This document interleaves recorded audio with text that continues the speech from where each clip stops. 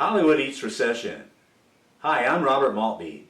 As consumers cut back in the throes of the worst recession in the post-World War II era, one industry that's withstood the carnage in this economic storm has been Hollywood.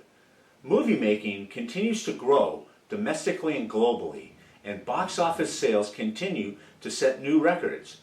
2009 is no different despite this tough economy, with box office up 13.8% versus last year, on a pace to approach nearly $10 billion in ticket sales in the U.S. alone, an all-time record. Escapism, for $10 a head, has been the hottest ticket in town and a needed diversion from today's grim economy. But a rising tide hasn't lifted all entertainment stocks and investment plays. Niche plays have fared well. As you will see, laughter and revenge are solid box office themes. Big 3D screens provide another attraction to get off the couch.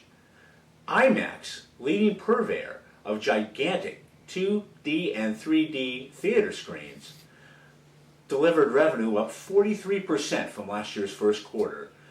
New theaters are opening up rapidly. IMAX is growing fast with its joint venture deals with multiplex operators such as AMC and Regal. IMAX is becoming a bigger bet on the success of movie releases. This could be the hottest summer ever for new releases, and IMAX could be a big beneficiary, with Star Trek, Night at the Museum, Transformers, and Harry Potter, and many more out soon. IMAX has 371 screens in operation worldwide. That's up 24% over the last year. 250 of these screens are commercial theater locations, and that is a sharp 40% improvement over last year. Just 73 of the systems are digital, so there's also room for upgrades. But broader-based media conglomerates such as Time Warner, News Corp, and Disney haven't fared as well.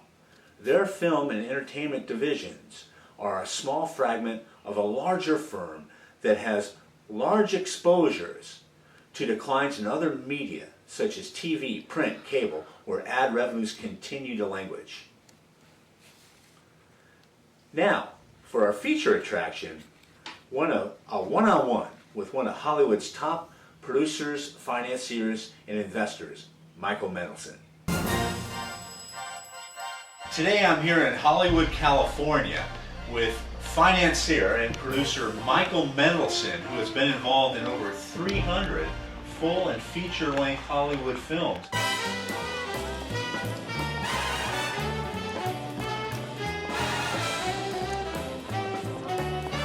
Michael's worked with the likes of Meryl Streep, Denzel Washington, and Al Pacino, Mel Gibson as well.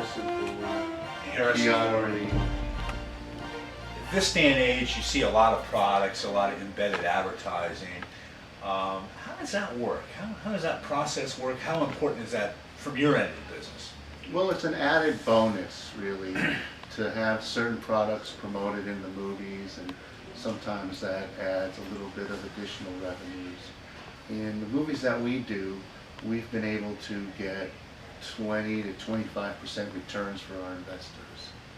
And with 20 to 25% returns to investors, we're attracting some of the major principals of private equity funds, hedge funds, back east and in Europe. Certainly attractive returns. Attractive returns, and we focus on certain key movies. You know, we find today that people want to laugh, so we're focused on comedies, family comedies. We just did a Renaissance Fair movie called All's Fair in Love, which stars Christina Ricci, Owen Benjamin, Cedric the Entertainer, and Margaret. Is there a particular formula here in terms of a more profitable movie? Well, if you look at there's two categories we're focused on in a recession: laughing and revenge. People want revenge. And so we've been focused on those areas. And the next movie that we're doing, which is based on the book Rape, a Love Story, is a revenge movie. Michael, you have any movies that combine both themes, revenge and humor? Two families who go to Hawaii during Christmas break, and because of an overbooking in a timeshare, they end up having to stay in the same house, like cheaper by the dozen. So how does an investor make money in films exactly? Well, the investor makes money two main ways. They get an interest in the film, which is a back-end participation, and they get a current rate of return on their investment. Let's say 10% or 15 or 25, depending if they're a senior lender, a mezzanine lender, or an equity participant. Have you ever been involved in a few where it got a little skinny, a little tight? Oh yeah, sometimes it gets skinny and tight, and they come to look at the producer's fees for a You little guys get bit. cut first.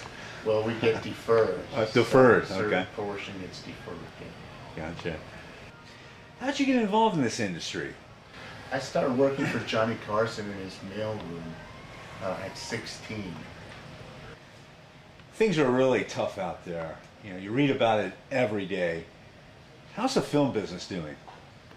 Well, the film business appears to be recession-proof. I mean, even if you look at the box office from last year to this year, in the first quarter of 2009, the box office is up over 13.5%. And I think people want to get out of the house and go to the movies and escape. And if you figure out that you can make a movie for 18 million and sell it for 24 million, that's a good investment. Particularly in a day and age where you just don't know what's going to be happening the next day. Can you talk a little bit about the risks and the downsides in investing in films? Sure, I'll tell you about the risks and how we mitigate them. You're shooting a movie and you estimate the budget to be 18 and it ends up at 22. There are completion bonds that guarantee that the picture will be filmed and completed on time and on budget. Any difference in that, they have to pay the difference. And then there are situations where you make a movie and it just doesn't return what you think it's going to make. We've been very fortunate that we've had 99.99% return on all the movies that we've made and financed. So, from Hollywood, California, with Michael Mendelsohn, financier and producer of over 300 full-length feature Hollywood movies, including some of the biggest ones made. Thanks, Michael. Thanks for your time. Thank you. Nice to see you.